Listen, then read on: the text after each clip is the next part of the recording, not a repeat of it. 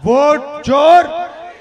ये 6-6 साल के बच्चे आ रहे हैं और कह रहे हैं वोट चोर गद्दी छोड़। ये काफी समय से चल रहा है। अमित शाह जी कहते हैं कि 40 साल बीजेपी राज करेगी।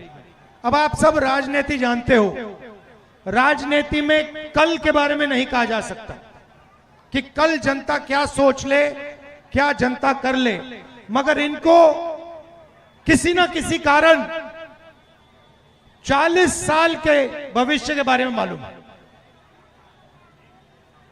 चुनाव से पहले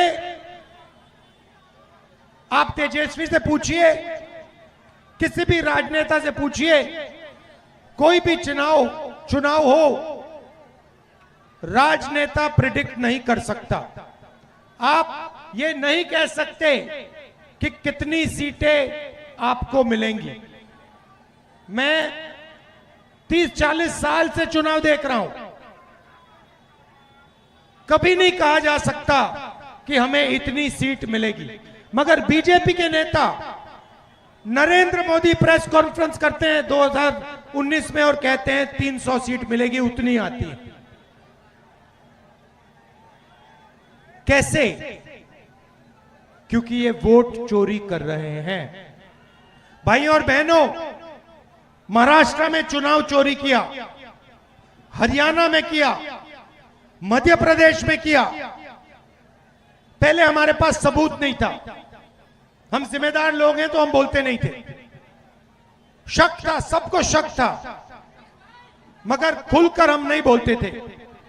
और फिर महाराष्ट्र में इन लोगों ने गलती कर दी, कुछ ज्यादा ही चोरी कर दी और बात सामने आ गई। लोकसभा में हम चुनाव जीतते हैं, हमारा गठबंधन स्वीप करता है। 4 महीने बाद 3 पार्टियों का मजबूत गठबंधन है, हम साफ हो जाते हैं। 4 महीनों में क्या हुआ मैं बताता हूं। तकरीबन 1 करोड़ नए वोटर, फर्जी वोटर लोकसभा चुनाव के बाद वोटर लिस्ट में आते हैं। हमारा वोट कम नहीं हुआ।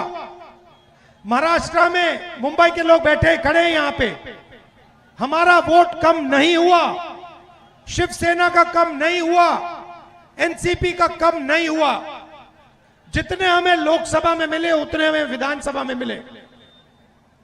मगर बीजेपी का वोट बढ़ा। कितना बढ़ा? जितने नए वोटर आए थे उतना बीजेपी का वोट बढ़ा। और जहां भी नए वोटर थे वहां बीजेपी चुनाव जीती विधानसभा में। 4 महीने पहले हारी थी, मगर जहां नए वोटर आए वहां बीजेपी जीतती है।